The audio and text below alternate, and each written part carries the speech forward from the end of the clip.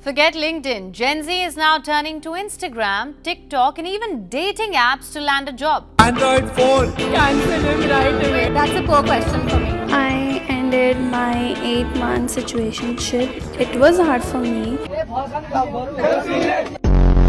Who was interested first? Real life तो मैं जी रहा हूँ. So as we all know, I recently got my new iPhone with the help of paid dating.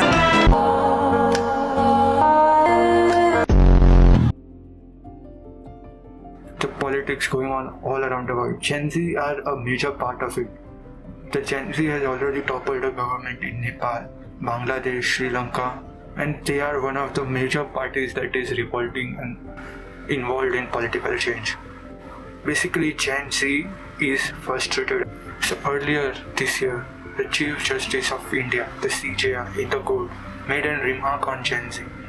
He basically said that the Indian youth is unemployed, lazy, and they are like cockroaches, which went viral. And the Gen Z actually formed a political party named as Cockroach Janata Party, which within a few days gained massive popularity and about 20 million followers.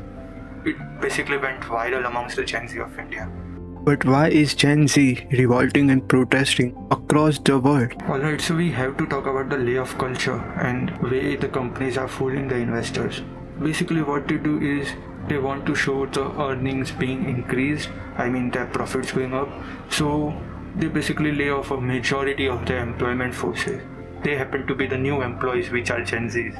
So just imagine that we have just stepped into the job market and corporate world, and we are already forced to being laid off. But apparently the companies are forcing their employees to use AI, and they are kind of justifying their own investment because they themselves have invested in AI and all the stocks AI technology.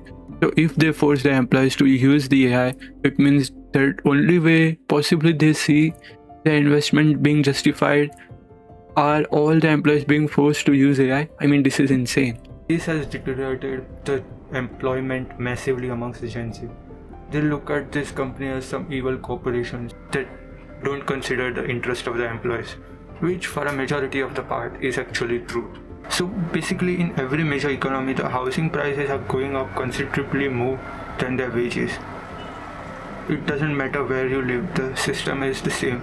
You are almost doing a slavery type of a thing, even though you have choices, but you are forced to buy certain things that are expensive. For example, your house, the electricity bills, food, everything around you is getting expensive while your salary stays low. So this has caused a massive uprising in Gen Z. Basically, they are losing the trust in the system. And the previous all generations, for example, boomers, look at Gen Z and they basically say the same thing, that Gen Zs are entitled, they are lazy, they don't want to work. Well, if you compare the salary difference that we have today, back in the day, a boomer could easily support a family, buy a house, and complete the American dream in just a single salary. Now you will be lucky if all of the members in a family work their entire life to buy a house. You see, this is a massive difference that they just don't see, or they just want to make more money, as they are the majority of the wealth holder in almost every country. So this actually makes a lot of sense. So basically the reason Gen Z is pushing back with the system and they are struggling is because they have inherited a broken deal. The wages and the salaries are staying low, but the cost of living is continuously going high. They are not saying that we'll never do it, they just don't have a choice.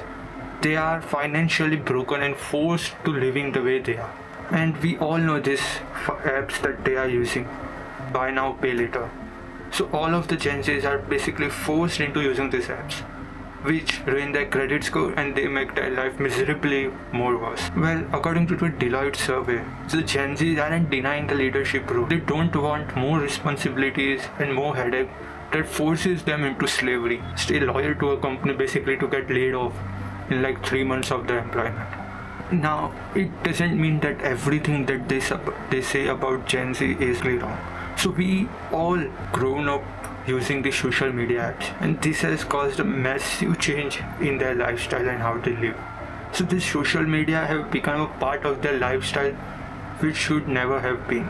There are increasing cases of polarization, ADHD, and basically Gen Zs are extremely getting radicalized by either left or right. They are becoming a test subject of the algorithm they once used to get cheap dopamine. And now it's like the algorithm is farming the humans. Now due to all of this, I have noticed some changes in my friends and our generation. Gen Z is getting more and more thin-skinned and polarized. Basically, we can't take a joke. And for majority of the part of the thing, I think it is a fair argument to make. Because Gen Zs are entirely different from any other generation that has ever been. But here is the thing. The Gen Alpha and Gen Z are much more closely related than Gen Zs and millennials and boomers were ever. So we are related basically to the future generations, and what we do will affect the entire future generations. That is what makes Gen Z uniquely more responsible. Everyone wants to affect how Gen Z thinks, because we are in a transitional phase. So Gen Z is addicted to fast fashion, polarized content, cloud, cult following, trends, and they are kind of forced to everything shared economy.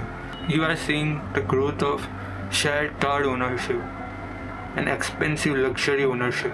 A Gen Z is more likely to co-own a car than the previous generations. And of course, more and more Gen Zs are getting the black pilled because they have completely given off. So what now? Gen Z didn't create the housing crisis. We didn't design a system. We didn't write anything or anyone on the layer of sheet. But we inherited the phone, we inherited the internet, we inherited most of the problems that there were and that we shouldn't have. Their loyalty spans are very, very short. It comes across to me as, how do we do less work? I'm not sure you value how hard you have to work. We are becoming a punching bag. Everyone wants to hate us, everyone wants to argue, and everyone wants to say that we are entitled and lazy. No one is going to look at the things that actually making us do that. They are not going deep enough. They are not studying why it is going on. They are just picking up a narrative that benefits everyone. That is not Gen Z. So both the system and Gen Z deserve some criticism. But it's completely unfair that we basically treat an entire generation like there is something wrong with them. When in reality, most of the things that are wrong with Gen Z are caused by their parents and the previous generations.